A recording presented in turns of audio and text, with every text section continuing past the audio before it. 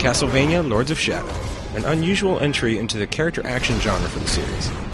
A genre which it hadn't broken into since the early PS2 days. Some people thought it was a hit, some not so much. Personally, I loved it. But like many others that completed the game, the ending left me asking, what the fuck? Konami promised us that there would be 2 DLC chapters that would bridge the gap to help explain the game's unusual ending. Today, we visit the first of those DLC chapters, Reverie.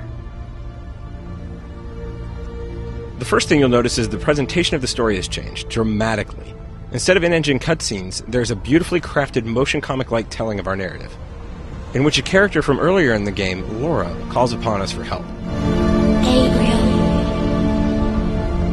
Hear me, Gabriel. Right after the presentation gets you excited and you're about to get hooked, here comes the typical cliché storyline.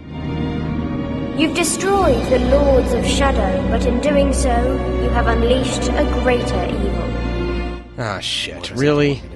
Alright, that's okay. I love me some Castlevania, so let's give it a shot. A creature that knows no pity or mercy, and who is bent on destroying this world.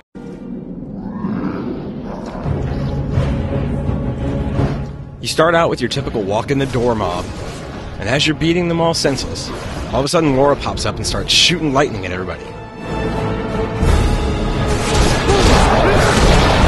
Laura's along for the ride in this chapter, but don't worry, she can hold her own.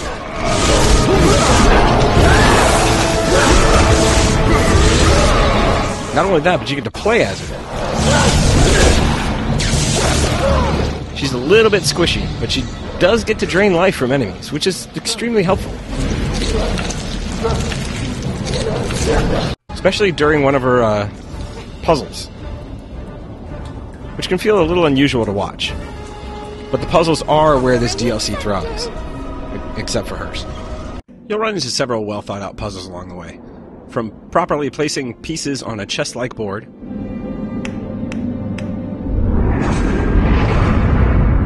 to allowing blood to drip down a maze that you can manipulate.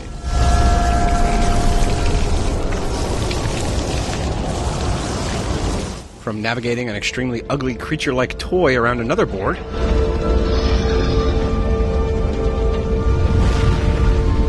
to my personal favorite, portaling a statue around a room.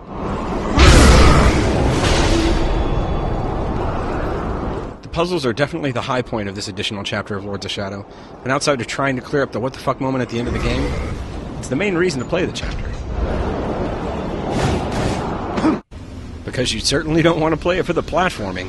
I'm not sure why Mercury Steam felt the need to put such emphasis on the weakest asset of Lords of Shadow, but they did.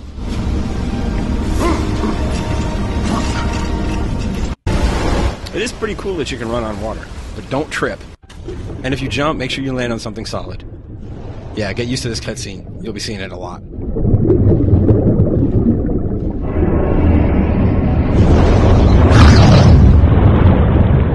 Laura coming along doesn't exactly help anything. I don't know about you, but when someone who is accompanying me starts speaking, I usually like to listen to make sure I don't miss anything. Probably not the best idea in this instance, since Laura was some pretty effed up stuff that will likely distract you from, now I love its flavor. Living. Yummy.